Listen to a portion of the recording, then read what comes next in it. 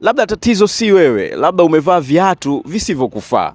Na ndio maana Shoeless Team au Shoeless One ni muhimu sana kwenye hii filamu. Waliitwa hivyo kwa sababu walionekana kama watu wasio na kitu, lakini kile kilichoonekana kama upungufu ndicho kilichowaruhusu kucheza kwa uhuru. Na hapo mwandishi anatufungulia mlango wa siri kubwa zaidi ya filamu hii, Ginger. Ginger si jina la staili ya mpira tu waliokuwa wakitumia wale watoto. Ndani ya filamu inakuwa lugha ya utambulisho wa Brazil, namna ya kucheza kwa uhuru, ubunifu, miondoko na hisia ambazo zinawafanya wawe wao kama wao, yani wao halisi. Lakini baada ya maumivu ya mwaka 1950 kuna watu wanaanza kuamini kwamba Ginger ndio tatizo ambalo lilisababisha Brazil ikawa imeshindwa kubeba kombe. Kwa hiyo wanajiuliza labda tunahitaji kubadilika, na hapo ndipo tunakutana na Vicente Fiola. Karakta huyu ni muhimu sana kwa sababu yeye si kocha tu anayemfundisha Pele.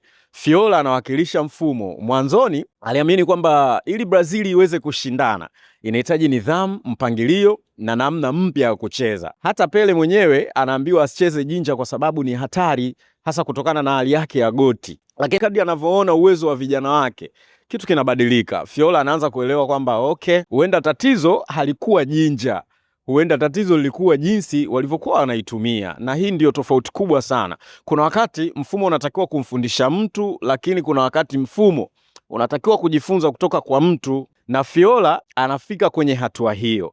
Kabla ya safari ya mwisho ya Brazil mwaka 1958 ya fainali, ujumbe wake unabadilika. Yani kwamba hawawezi kuingia uwanjani wakijaribu kuwa kama wengine. Wanapaswa kucheza mpira wao kwa uhuru wao, kwa furaha yao na kwa staili yao wenyewe. Na ndipo Ginger inakuwa zaidi sasa ya mpira, inakuwa swali la maisha ambalo inabidi tukae tukijiuliza. Kitu gani unachoacha kwa sababu unaamini hakitoshi, kumbe hicho ndicho kinachokutofautisha? Na mwandishi hataki tujibu swali hilo kwa maneno, bali anataka tulijibu kwa vitendo. Na yeye mwenyewe ametuonyesha kwa vitendo, kwa sababu baada ya safari yote Brazil inakutana na Sweden kwenye hizo finali mwaka 1958.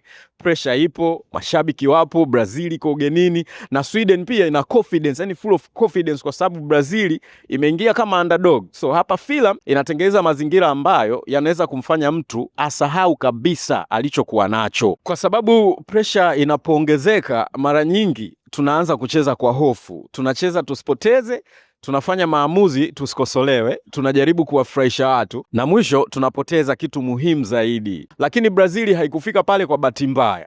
Wamefika pale wakiwa na Ginger style, wakiwa na Pele, wakiwa na ubunifu wao, na sasa tunamwangalia Pele mwenyewe kwa jicho tofauti kabisa. Na pengine hiyo ndio siri kubwa kabisa ya Pele, Birth of a Legend. Usitafute kila mara kitu cha mtu mwingine ili uwe bora. Wakati mwingine unachokitafuta tayari kiko ndani yako, ila bado hujakiamini.